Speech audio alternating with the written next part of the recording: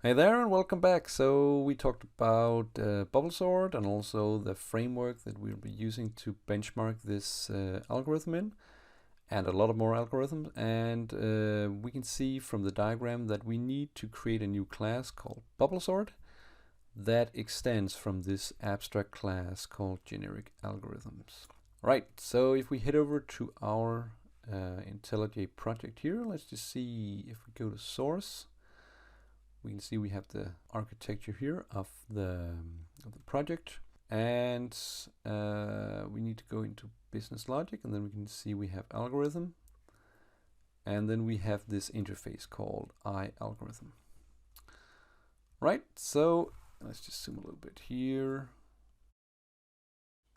Right, so we have this do work method and get data, set data, and also generic algorithm. We can see that it implements this iAlgorithm, does some of the hard work for us, so that we don't need to implement everything.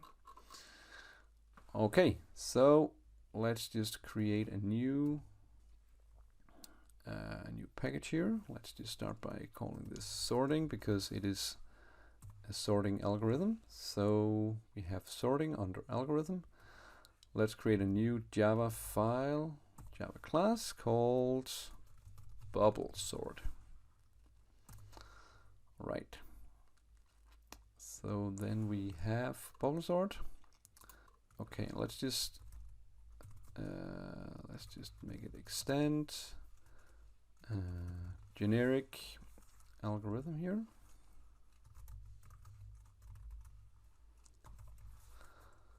Yep.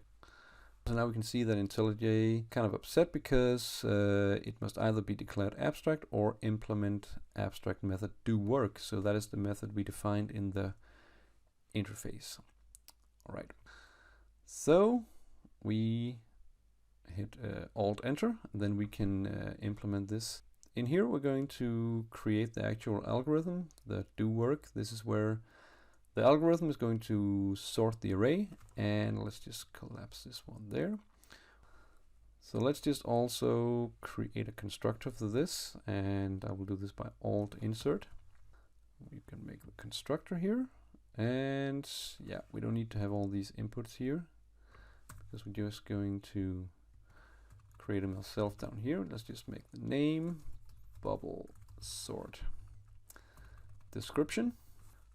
So that is a slow, big O, n raised to the power of 2 sorting algorithm. Okay. And the type, that was an algorithm type here. And that is sorting. We have different choices here. We can choose between sort, searching, miscellaneous, and I'm just making a sorting algorithm here. So we have the constructor in place, and now it's time to implement the algorithm in the do work.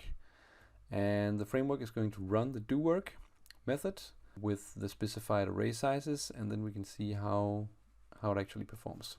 So if we go back here, we can see that we have the algorithm here, and if we put this into our do work here, we can see we have a couple of errors. We have the two loops right there, and we need to find this this array here. And the way we do this, recall that we had this generic algorithm, and there were test data, get data, and set data, and it's just objects. So the way we handle this is that we need to have an array that will be random integers, and the framework handle this automatically. And you can go and look this up here. There is a method there that will generate random integers. All we need to do here is we just create an integer array, and I can see it's called B here, so let's just call it B, and then we can call our superclass because we have the generic algorithm, that is the abstract class, and then we can see we have get data. And in this object, there is actually an integer array of random integers. So we write here super get data, and we need to typecast this because it is just an object, so we will cast this as an integer array. So then we have our array B that will have random integers. All right, so now we implemented BubbleSort by using this new class, and we extended the generic algorithm, and this is the algorithm. And we can see that we have the first loop here. This is big O(n) because it is going through all the items or all the elements in the array. And we have a new nested loop that is also big O of n. And because they're nested, the overall time complexity of this algorithm is big O(n) raised to power of 2.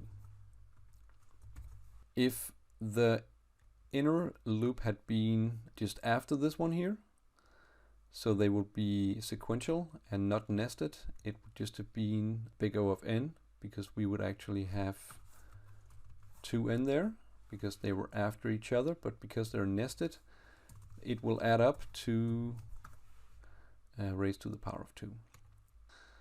Okay, so let's see how this simple sorting algorithm performs. Let's just go to we need to go to the file called algorithm. Oh, let's just not refactor anything here.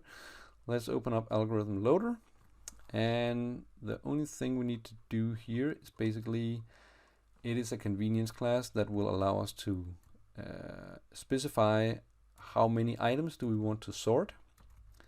And I want to sort 1,000 elements and 2,000, 4,000, 8,000, up to 64,000. And you can specify more. We can also put in this initial default inputs.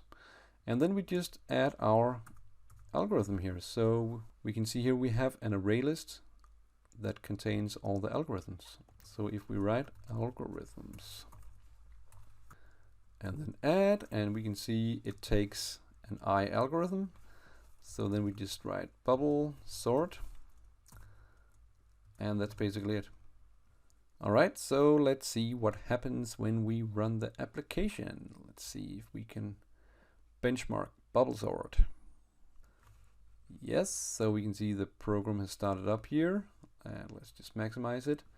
We have BubbleSort in the list of algorithm, and we also have the inputs, all the arrays, 1,000, 2,000, 4,000, 8,000, all the way up there. And we are sorting integers, random integers. And let's just hit the button there and see what happens. And in the small array sizes, there might be some places where it's not so precise. So we can see it's actually faster on the 2,000 than on the 1,000. But then we can start to see a pattern in some of the measurements. We can see that theoretically it should multiply by 4. And we can see that it's not 4 here, but we have almost 4 there, going from 32,000 to 64. We can see if we take a calculator, if we go by the last one, 32, and take 8 there, that is 4, roughly. 8,400 there, around 3. So even higher we get there, it will make this characteristic polynomial graph that if we go even higher in the input sizes, it will take more and more time. And that is characteristic of this n raised to the power of 2 time complexity. So whenever we have an algorithm that has two or some programming work that has 2 loops inside of each other, we should be aware that if we don't know for certain the length of the input, if it's a database call, whatever, if we don't have control of the input sizes, that it might take a lot of time with a construction like this. And this is why we also have algorithms that is in big O of n or big O of n log n, like quicksort and so.